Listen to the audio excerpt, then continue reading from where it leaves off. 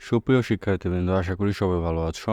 আজকে আমরা ডিজিটাল প্রযুক্তি বইয়ের অভিজ্ঞতা ২ সেশন ৬ সাইবার অপরাধ সম্পর্কে সচেতনতা ও তথ্যের নিরাপত্তা এই সেশনটি শুরু করব। তো এখানে আমাদের বলা হয়েছে একটি নাটিকা তৈরি করতে। নাটিকাটি আমরা এখন দেখব কীভাবে আমরা নাটকটা উপস্থাপন করতে পারি। নাটিকার নাম অনলাইনে তথ্য চুরি চেষ্টা। একটা দলের নাম দিতে হবে, পদ্মা, মেঘনা, যমুনা, ব্রহ্মপুত্র, তোমাদের যা মনে হয় তাই দিতে পারো। সদস্যদের নাম তোমরা তোমাদের স্কুলের সদস্যদের নাম দিবে, তোমাদের শ্রেণীর। নাটিকার গল্প: স্কুল পড়ুয়া এক ছাত্রীর মোবাইল হতে তার ব্যক্তিগত তথ্য চুরি এবং টাকা পয়সা চুরির চেষ্টা করা হয়। তাকে অনলাইনে বৃত্তির প্রলোভন দেখিয়ে এক ব্যক্তি তার সকল ব্যক্তিগত তথ্য, এমনকি তার পরিবারের সদস্যদের ব্যক্তিগত তথ্য হাতিয়ে নেওয়ার চেষ্টা করে। কিন্তু তার বুদ্ধিমান বন্ধুদের সহায়তায় সে প্রতারণা থেকে রক্ষা পায়। তারা পরবর্তীতে প্রতারককে আইনের আওতায় আনতে সহযোগিতা করে। এমনই ঘটনা নিয়ে এই নাটকের গল্প এগিয়ে যায়। কীভাবে ছাত্রীর বন্ধুরা তাকে বিরাট বিপদ থেকে রক্ষা করে, তার দৃশ্যই অনুযায়ী বর্ণিত হয়েছে।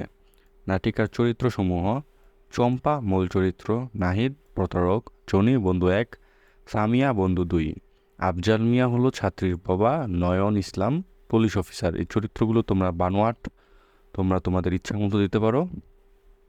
চলো আমরা নাটকটি শুরু করি। দৃশ্য ১। একদিন ফারজানার ফেসবুকে নাহিদ ইসলাম নামে এক ব্যক্তি ফ্রেন্ড রিকোয়েস্ট পাঠায়। উক্ত ব্যক্তির প্রোফাইলে শিক্ষা অফিসার লেখা ছিল। ফারজানা যাচাই না করেই রিকোয়েস্টটি অ্যাকসেপ্ট করে বা গ্রহণ করে।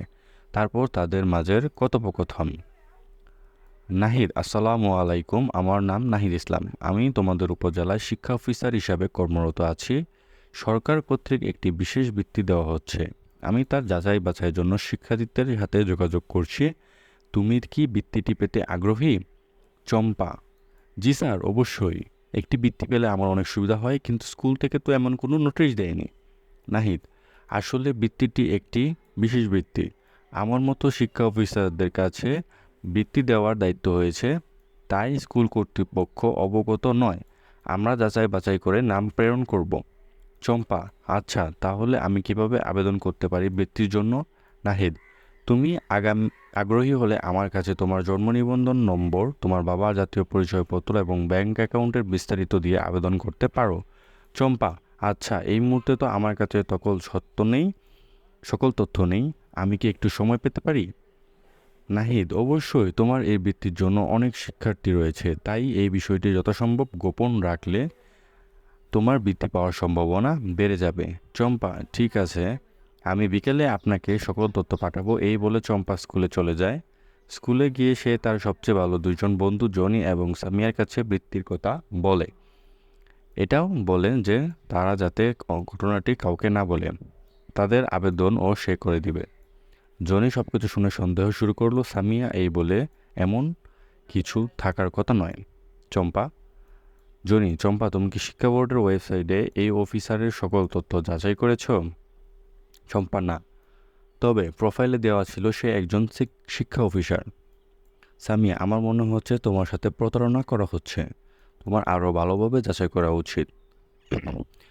চম্পা: এভাবেও প্রতারণা করা যায়? যদি তাই হয় তাহলে তো আমার তথ্য এবং বাবার তথ্য ঝুঁকিতে রয়েছে। জনি: হ্যাঁ, চলো আমরা একটা কাজ করি। এই বলে দৃশ্য ১ শেষ। এখন দৃশ্য ২। তারা নিজেদের মাঝে কথা বলার এক পর্যায়ে জনি বলে, আমার এক পরিচিত আঙ্কেল আছে যিনি সাইবার সিকিউরিটি অ্যান্ড ক্রাইম বিভাগে কর্মরত আছেন। আমাদের উচিত তার কাছে যাওয়া। চম্পার বাবাকে অবহিত করা উচিত বলে সামিয়া জানায়। তারপর তারা একটি ছোটোখাটো অভিযান শুরু করে। প্রথমে তারা যায় চম্পার বাবার কাছে। জনি: আসসালামু আলাইকুম আঙ্কেল, চম্পা একটি প্রতারকের ফাঁদে পা দিতে চলেছে, আপনার কিছু সাহায্যের প্রয়োজন। আফজাল: কি বলো, আমাকে ঘটনা খুলে বলো। এরপর চম্পা সব খুলে বলে। আফজাল: তুমি কি সত্যি সকল তথ্য দিয়ে দিতে? তাহলে তো আমার অ্যাকাউন্ট থেকে টাকা এবং তথ্য চুরি করে নিত, আমরা বিপদে পড়তাম। তোমার ভাগ্য বলো তোমার এমন বুদ্ধিমান বন্ধু রয়েছে। চম্পা: সত্যি বাবা, আমি প্রথমে বুঝতে পারিনি।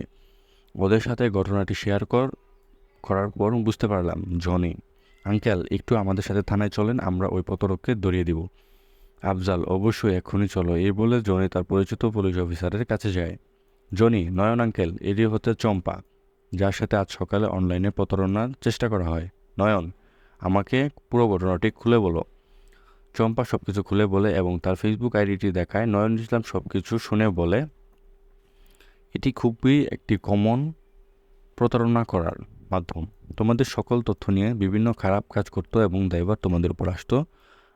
আমাদের সাইবার সিকিউরিটি অ্যান্ড ক্রাইম বিভাগ এই চক্রের মূল হোতাকে ধরতে কাজ করছে। তুমি নাহিদ ইসলামের নাম বললে, ও নাহিদ ইসলাম নয়, তার আসল নাম কুদ্দুস হোসেন। সে ভুয়া নাম ব্যবহার করে এইরকম মানুষকে প্রতারণা করেছে। সে খুবই সক্রিয় একজন প্রতারক। তার নামে 6টি প্রতারণার মামলা রয়েছে। চম্পা: অনেক বড় বিপদ থেকে বাঁচলাম। আপনারা কোনোভাবে কি এতে ধরতে পারছেন না? নয়ন: একটা কাজ করো, তুমি তার সাথে স্বাভাবিকভাবে কথা চালিয়ে যাও। তার ফোন নম্বর জোগাড় করো এবং বলবে যে তুমি এই বিষয়ে বিস্তারিত শুনতে যাচ্ছ। আমরা কথা বলার সময় তাকে ট্র্যাক করতে পারবো।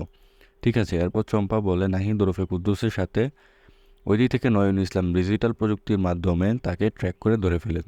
ধরার পর চম্পা এবং তার পরিবারকে অবহিত করে। এভাবে চম্পা ও তার বন্ধু Bangladesh cyber security and crime বিভাগের সহায়তায় প্রতারক থেকে বেঁচে যায় এবং একজন প্রতারককে ধরিয়ে দেয়। তো এইভাবেই নাটকটি শেষ হয়। এই নাটকের পরবর্তী ইনফোগুলো আমরা বিদ্যালয়ের জরুরি কেন্দ্রে সংরক্ষণ করব এবং আমাদের দেয়ালে টাঙিয়ে দিব। এই নাটিকার মাধ্যমেই এই ষষ্ঠ সেশনটি শেষ হয়। আগামী ক্লাসে 7-8 সেশন ব্যবহারিক কাজ, এটা সম্পর্কে তোমাদেরকে দেখানো হবে। সেই পর্যন্ত সবাই সুস্থ থাকো। ধন্যবাদ সবাইকে।